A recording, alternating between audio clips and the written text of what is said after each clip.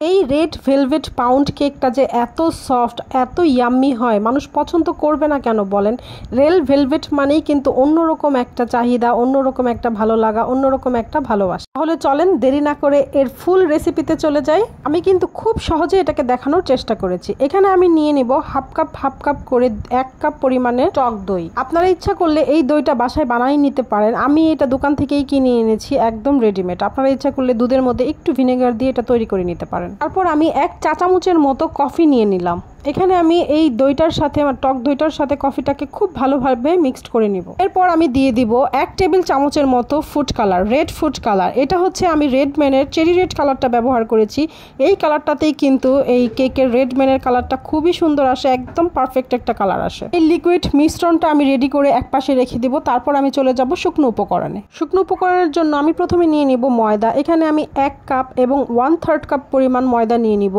তারপর নিয়ে নিব 1 চা চামচ বেকিং পাউডার এবং হাফ চা চামচ বেকিং সোডা এবং দিয়ে দিব স্বাদ মতো লবণ। এটা কিন্তু একদমই অপশনাল, আপনারা যদি দিতে চান দিতে পারেন, না দিতে চাইলে এটা স্কিপ করতে পারেন। লবণটা কিন্তু এত জরুরি না, কিন্তু আমি দেই, আমার মনে হয় এর স্বাদটাকে ব্যালেন্স করে। তারপর আমি এখানে দিয়ে দিব 2 চা চামচ পরিমাণ কোকো পাউডার। এখানে আমি মালয়েশিয়ান কোকো পাউডারটা ব্যবহার করেছি। এই কোকো পাউডারটা দেওয়ার পর আমি শুকনো উপকরণগুলো খুব ভালোভাবে মিক্সড করে নেব, যেন কোনো লাম্পস না থাকে। আপনি যদি এই জিনিসটা না নেন তাহলে যে লাম্পসগুলো আছে এটা কিন্তু কেকের সাথে মিক্সড হবে না, তাহলে কেকটা দেখতে খুবই খারাপ লাগবে এবং খেতেও ভালো লাগবে না। এই জন্য খুব ভালোভাবে চেলে নেওয়াটা খুবই জরুরি। আপনি চাইলে 2-3 বারও চেলে নিতে পারেন, এতে আপনার কেকের টেক্সচারটা খুব ভালো আসবে। কিন্তু 2-3 বারই চেলে নিয়েছে। কিন্তু আমার শুকনো উপকরণগুলো রেডি করা হয়ে গেছে। তারপর চলে যাব আমি আমার ডিমের ম্যারাঙে। 1 পাউন্ড এই রেড ভেলভেট পাউন্ড কেকের জন্য 2টা ডিম নিয়ে নিয়েছি। ডিম 2টাকে খুব ভালোভাবে আমি এখানে বিট করে নিব। আর তারপরে দিয়ে দিব 1 কাপ পরিমাণ চিনি। এই চিনিগুলো কিন্তু আমি একবারে দিব না, অল্প অল্প করে দিয়ে মিক্সড করে নিব। এভাবে অল্প অল্প করে চিনি দিয়ে যদি আপনি ডিমটা বিট করেন তাহলে কিন্তু আপনার চিনিটা খুব সুন্দর করে গলে যাবে, একটুও দানা দানা ভাব থাকবে না। আর আপনি যদি একবারে দিয়ে বিট করতে চান তাহলে কিন্তু কিছুটা চিনির দানা নিচে রয়ে যায়, এতে কেকটা একটু নষ্ট হওয়ার সম্ভাবনা থাকে। সেজন্য চেষ্টা করবেন অল্প অল্প দিয়ে মিক্সড করার। তারপর আমি দিয়ে দিব হাফ কাপ পরিমাণ সয়াবিন তেল। আমি এখানে খাবারের রান্নার রেগুলার তেলটাই ব্যবহার করেছি। তারপর দিয়ে দিব 1 চা চামচ পরিমাণ ভ্যানিলা এসেন্স। একদম পারফেক্ট অথেন্টিক একটা টেস্ট পাওয়ার জন্য কিন্তু আপনি চাইলে এখানে তেলের পরিবর্তে বাটার ইউজ করতে পারেন। এখানে 100 গ্রাম পরিমাণ বাটার ইউজ করলেই হয়ে যাবে। তারপর আমি যে আমার মিশ্রণটা রেখেছিলাম সেটা আমি এটার ভিতরে দিয়ে দিব, দিয়ে কিছুক্ষণ ভালো করে বিট করে নিব। এই লিকুইডটা ডিমের ম্যারাঙের সাথে ভালো করে মিক্সড হওয়ার পর আমি এখানে দিয়ে দিব শুকনো উপকরণ। শুকনো উপকরণগুলো দিয়ে খুব ভালোভাবে এখানে মিক্সড করে নিব।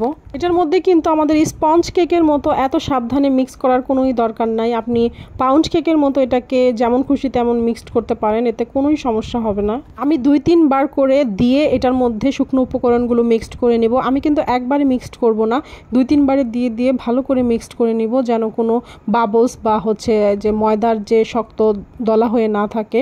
খুব ভালোভাবে মিক্সড করতে হবে। মিক্সড করতে করতে আপনাদের সাথে একটা কথা শেয়ার করি। এটা ছিল আমার বানানো প্রথম রেড ভেলভেট পাউন্ড কেক। এই কেকটা কিন্তু আমি প্রথমবার বানিয়েছি, কিন্তু আমি আশাই করিনি প্রথমবার এই কেকটা এতটা পারফেক্ট এবং এতটা ইয়াম্মি হবে। এই জন্য আপনাদের সাথে শেয়ার করা, যেন আপনারাও খুব সহজে বানিয়ে ফেলতে পারেন। তারপর আমার মিক্সিং হওয়ার পরে আমি অল্প একটু বিট করে নিব, সবগুলো উপকরণ একসাথে বিট করে নিব। আমার বিট করা হয়ে গেলে এখানে দিয়ে দিব আমি মেইন জিনিস, 1 চা চামচ হোয়াইট ভিনেগার। 1 চা চামচ হোয়াইট ভিনেগার দিয়ে আমি এখানে খুব ভালোভাবে মিক্সড করে নিব। পর্যায়ে কিন্তু আপনার বেশিক্ষণ বিট করা যাবে না, একদম হাতে গুনে 5 সেকেন্ডের মতো বিট করলেই হয়ে যাবে। এই তো আমার সমস্ত প্রসেসিং শেষ। এখন আমার এটা বেক করার পালা। আমি আমার মোল্ডের ভিতরে প্রথমে বেকিং পেপার দিয়ে তেল ব্রাশ করে নিয়েছিলাম। এর মধ্যে আমি আমার কেকের ব্যাটারটা দিয়ে দিলাম, একটু উপর থেকে ঢাললাম যেন কোনো বাবলস ক্রিয়েট না হয়। আসলে কেক কিন্তু একটা যত্নের জিনিস, আপনি যদি যত্ন করে বানান তাহলেই কিন্তু এটা অনেক বেশি সুন্দর এবং পারফেক্ট হবে। তারপর আমি মাঝখান দিয়ে একটু স্প্যাচুলা দিয়ে একটা দাগ টেনে নিলাম যেন একটু ক্র্যাক হয়, এবং একটা সাসলিকের কাঠি দিয়েও দাগ দিয়ে দিয়েছি যেন একটু ক্র্যাক হয়, এবং একটু ট্যাপ করে দিব। যে দেখেন মাশাআল্লাহ আমার কেকটা কিন্তু একদম পারফেক্ট হয়ে গেছে। এই কেকটাকে কিন্তু আমি 170 ডিগ্রি সেলসিয়াসে 40 মিনিটের জন্য বেক করে নিয়েছি। তারপর কিন্তু আমি এটা ওভেন থেকে নামিয়ে নিয়েছি। আমি কিন্তু একদম গরম গরম কাটতেছি, হাত দিয়ে ধরতে পারতেছি না, এতটা গরম। আর মাশাআল্লাহ এটা খেতে কিন্তু অনেক ইয়াম্মি হয়েছে। আমার ফ্যামিলির সবাই কিন্তু অনেক বেশি পছন্দ করেছে। এটা যেহেতু একদম ময়েস্ট একটা কেক, এটার মধ্যে সুগার সিরাপ দেওয়ার কোনোই দরকার নেই, এভাবে এটা খাওয়া যায়, এভাবে এটা খেতে অনেক বেশি ভালো লাগে। করব আপনারা একবার হলেও এটা ট্রাই করে দেখবেন, ইনশাআল্লাহ নিরাশ হবেন না, একদম পারফেক্ট একটা কেক হবে। ভালো থাকবেন সবাই।